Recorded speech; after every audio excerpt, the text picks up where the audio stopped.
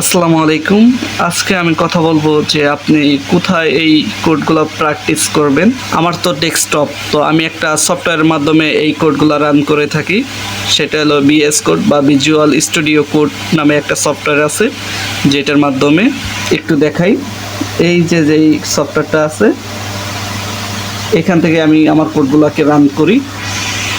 আপনার কাছে যদি ডেস্কটপ অথবা ল্যাপটপ থাকে তাহলে অবশ্যই বিএস কোড ইনস্টল করে সেখানে আপনি প্র্যাকটিস করতে পারেন। আর যদি আপনার কাছে ডেস্কটপ অথবা ল্যাপটপ না থাকে তাহলে কি করবেন? ধরেন শুধু মোবাইল আছে, তাহলে কি করবেন? তাহলে আপনার যে কোনো একটা ব্রাউজার ওপেন করে, ধরলাম যে নিচ্ছি যে আপনার কাছে ক্রোম আছে, আপনি ক্রোমটাকে ওপেন করবেন। আপনি এইখানে গিয়ে শুধু লিখবেন যে অনলাইন কম্পাইলার। তো আমি সার্চ বারে কি লিখছি, অনলাইন কম্পাইলার, বানানটা কি ONLINE,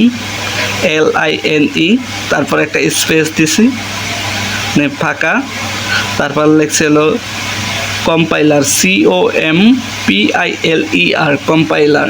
এটা লিখে আমি এখন সার্চ দিব। তো প্রথমে এই যে যেটা আসছে সি অনলাইন কম্পাইলার প্রোগ্রামিজের, এখানে আসবেন।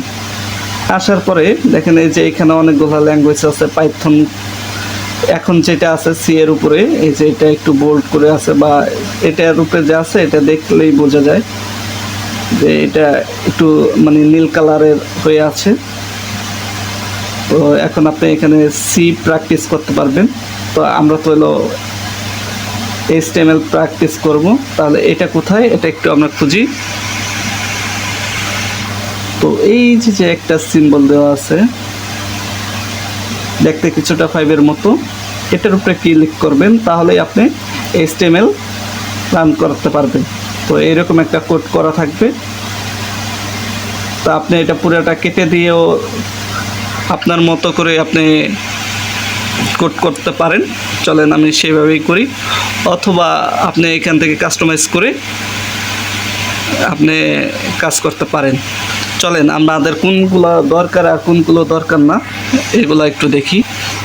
প্রথমে যে কমেন্ট দেওয়া আছে, কমেন্ট তো রান হবে না, এটাকে আমরা কেটে দিই। তারপরে লেখা ছিল যে ডক্টর HTML, এটাকেও আমরা কেটে দিই, এটাও ছাড়াও রান হবে। এরপরে ডক্টর HTML লেখা ছিল, ওটা আমরা কেটে দিলাম। আর কি কি লাগবে, আমার এইখানে যে লিঙ্ক ট্যাগটা লাগবে না, কারণ এখানে যে CSS যে ফাইলটা আছে এটাকে লিঙ্ক করেছে, তো এটাকে আমি কেটে দিই।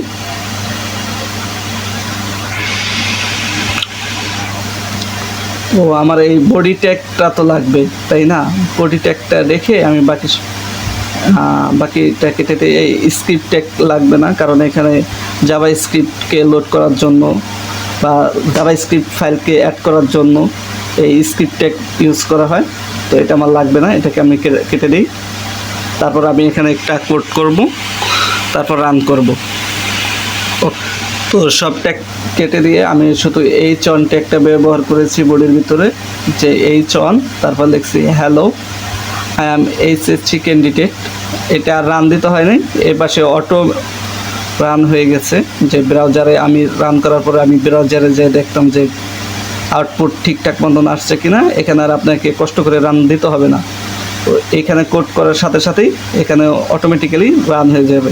তো আপনার যেইটার ফলাফল মানে আউটপুটটা আসার কথা সেটা এইদিকে আসবে, এই যে ব্রাউজার লেখা যেই অংশটার মধ্যে এখানে। তাই এখানে দেখেন যে আউটপুটটা আসছে hello I am HSC candidate.